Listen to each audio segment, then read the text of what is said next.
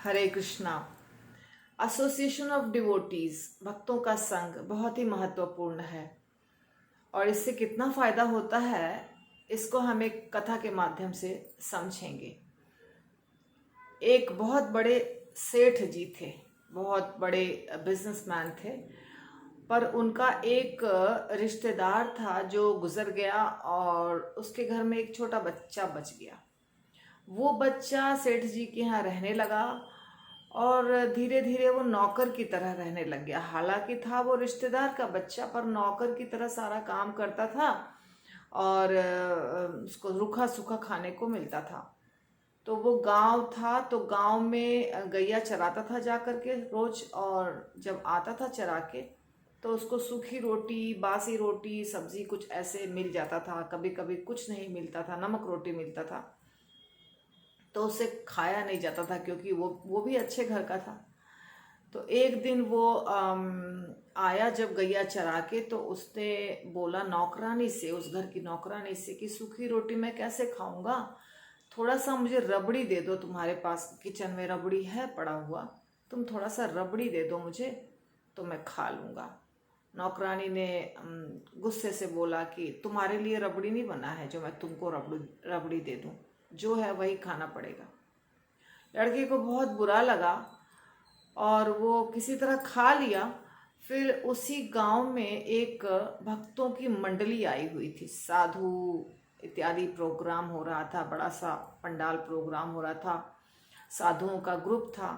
तो उसे रुचि थी, तो वो वहाँ जाके सत्संग सुनने लगा। जब वो सत्संग सुना, समाप्त हो गया, तो वो किसी साधु से मिला, बातचीत किया। तो साधु ने पूछा तुम्हारे घर में कौन कौन है? तो उसने बोला कोई नहीं है, मेरे सब माता पिता भाई बहन गुजर चुके हैं और मेरे एक रिश्तेदार है जिनके यहाँ मैं रह रहा हूँ। तो वो साधु बोले कि जब सब गुजर गए हैं तो तुम क्यों रह रहे हो, तुम आ जाओ हमारे साथ, भगवान की कथा सुनो, सेवा करो, हमारे साथ जहाँ हम जाते हैं प्रवचन भजन कीर्तन करने वहाँ तुम चलो। तो बच्चे ने बोला ठीक है। उसे तो कोई आसक्ति वैसे भी नहीं थी क्योंकि वहाँ तो कोई था नहीं उसका अपना, प्रेम तो मिलता नहीं था, बस कैसे भी पेट पालने के लिए वो कार्य कर रहा था। तो वो चल पड़ा, भक्तों की मंडली के साथ वो चल पड़ा और घर में किसी को कुछ फिक्र भी नहीं थी। वो नहीं मिला तो किसी ने खोज खबर भी नहीं ली।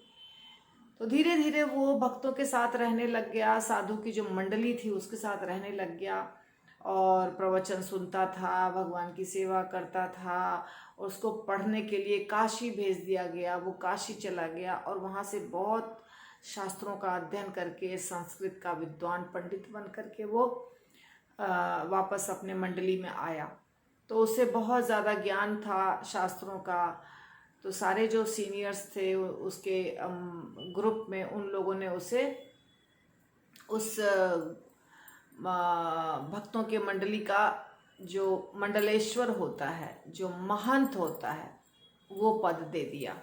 तो अब वो महंत हो चुका था उस संस्था का।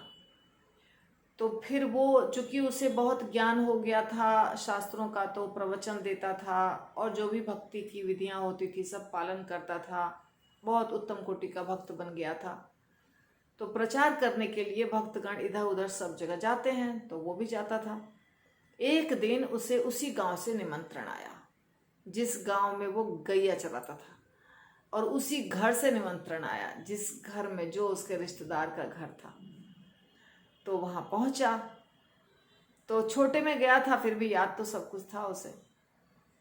तो जो उसके रिश्तेदार थे, जो उस समय जवान थे, बिजनेस करते थे, वो अब एकदम बूढ़े हो चुके थे। लेकिन महंत जी आए हैं, महंत जी आए हैं, पूरे घर में तैयारी चल रही है, बड़ा प्रोग्राम सत्संग सब हो रहा है, हो रहा है।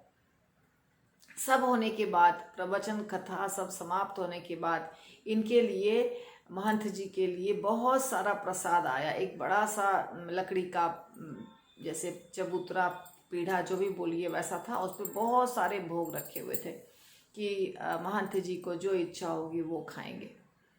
तो ये और भी साधु सब बैठे हुए थे, सब प्रसाद ग्रहण कर रहे थे, तो ये मुस्कुरा रहे थे।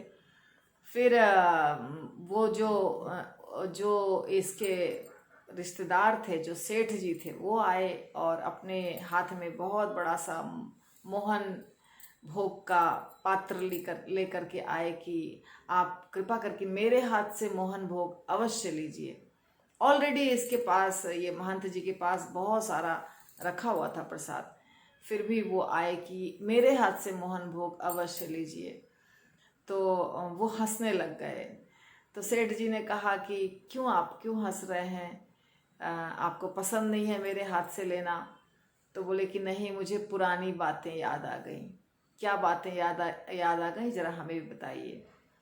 तो बोला कि आपका जो परिवार है उसमें एक फलाना व्यक्ति थे, वो कहाँ है अभी? तो इसने बोला वो तो सारा उनका पूरा परिवार गुजर गया। एक बच्चा था जो छोटे में हमारे साथ रहता था, और एक दिन वो भी घर छोड़कर चला गया, पता नहीं कहाँ चला गया, मालूम नहीं। तो उनके परिवार में अब कोई नहीं बचा है।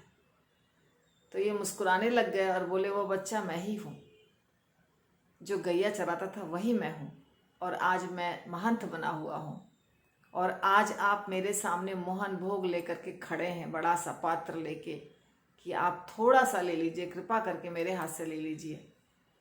लेकिन एक दिन मैंने सूखी रोटी पे रबड़ी मांगा था तो मुझे नहीं मिला था, और उसी दिन मैं बहुत दुखी होकर के उसी दिन मैं घर छोड़ दिया, और ये भक्तों की मंडली थी उसके साथ चला गया। ऐसे ऐसे करके मैंने पढ़ाई किया, भक्ति किया, और ये वही घर है, ये वही स्थान है, ये वही परिवार है, ये वही किचन है।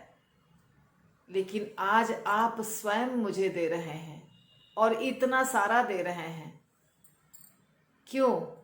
क्योंकि मैं भगवान के शरण में गया, क्योंकि मैंने भजन कीर्तन किया, क्योंकि मैंने सीखा भक्ति, और वो सब प्राप्त हुआ भक्तों के संग से।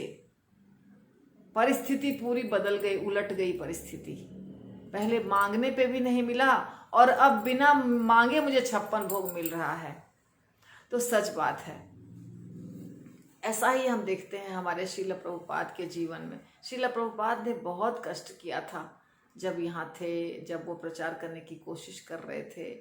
उन्हें हर पग पे बहुत मुसीबत आ रही थी, लेकिन जब वो प्रचार करके लौटे, अमेरिका से इस्कॉन की स्थापना करके लौटे, तो बहुत स्वागत हो रहा था उनका हमारे देश में, सब जगह उनका नाम।